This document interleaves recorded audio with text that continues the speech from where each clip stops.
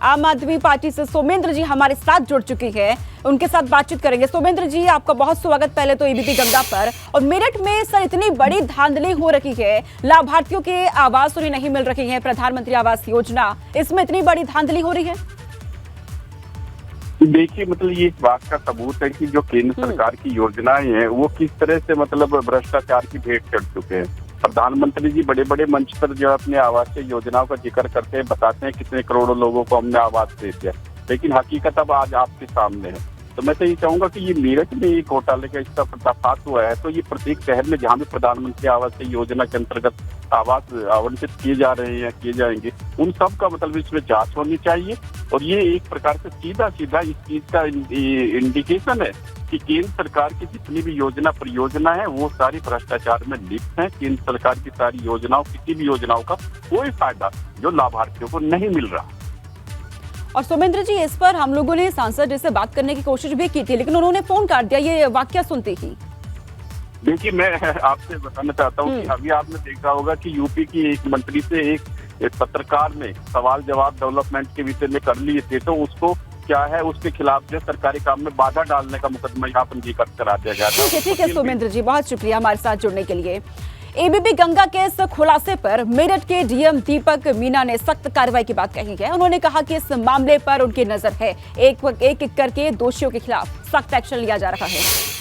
कुछ शिकायतें हमें प्राप्त हुई थी, जिसमें प्रधानमंत्री आवास योजना को लेके कि अपात्र लोगों को देना और कुछ डबलिंग के इश्यूज थे, तो जिसको लेके जब हमने जांच की तो जो गड़बड़ी पाई गई उस संबंध में हमने काफ़ी लोग, मतलब चाहे वो जेईज़ हों, चाहे वो हमारे सीएलटीसी के या सभी लोग जो भी एजेंसीज देती हैं, जिस भी लेवल पे कमी थी उन सभी को हमने निकाला, बाहर किया, एफआईआर्स लिखवाई गई।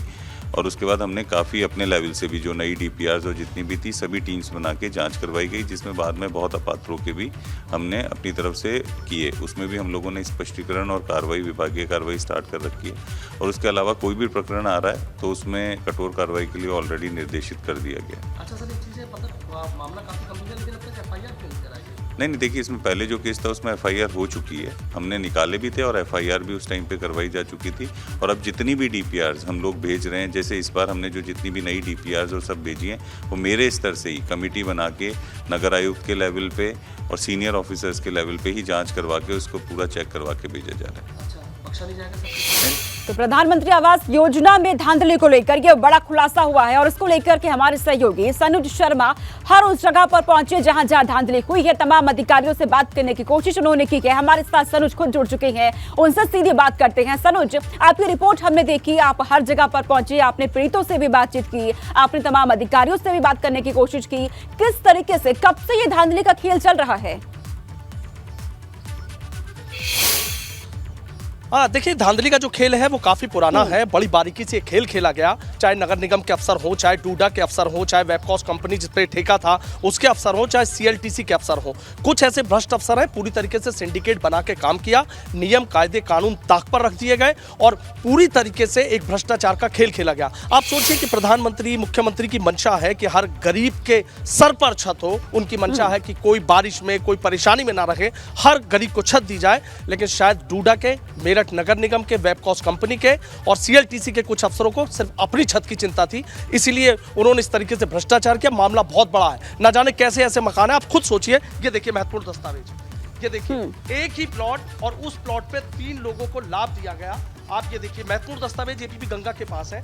एक प्लॉट पर 3 लोगों के फोटो खींचे गए, लेकिन कहते हैं ना कि जब कारस्तानी की जाती है तो उसमें कुछ ना कुछ त्रुटि रह जाती है। और त्रुटि ये रह गई कि यहाँ पर जो बैकग्राउंड में टीन शेड है और उसके ऊपर जो ब्लैक पॉलिथीन यहाँ पर है, उससे ये लोग पकड़े गए। हमें काफी मशक्कत करनी पड़ी, लंबा इंतजार करना पड़ा, जगह जगह जाना पड़ा, तब जाकर ये खुलासा हुआ। और भ्रष्टाचार की सबसे बड़ी एक और कहानी मैं आपको दिखा देता हूँ। ये देखिए, ये जो कोठी है, प्रधानमंत्री आवास निर्माण योजना में गरीबों के मकान बनते हैं, लेकिन प्रधानमंत्री आवास निर्माण योजना में ये कोठी कैसे बन गई, इसको लेकर तमाम सवाल खड़े हो रहे हैं। इस कोठी पर लाभ लिया गया, यहाँ पर बाकायदा प्रधानमंत्री आवास निर्माण योजना का जो प्लेट है वो लगाई जाती है, लेकिन मामला तूल पकड़ा तो यहाँ से प्लेट हटा दी गई। चूंकि जिस शख्स की ये कोठी बताई जा रही है वो सामुदायिक आयोजक है डूडा विभाग में, और कहते हैं ना कि सैया भाई कोतवाल तो फिर डर काहे का, इसी तरीके से लूटा गया, सरकारी धन को लूटा गया। प्रोजेक्ट जिसे कहा जाता है, उसमें इतनी बड़ी धांधली हो रखी है, जो इसके जिम्मेदार है उन्हें जवाब देना होगा। फिलहाल बहुत शुक्रिया सर उस तमाम जानकारी हम तक पहुंचाने के लिए।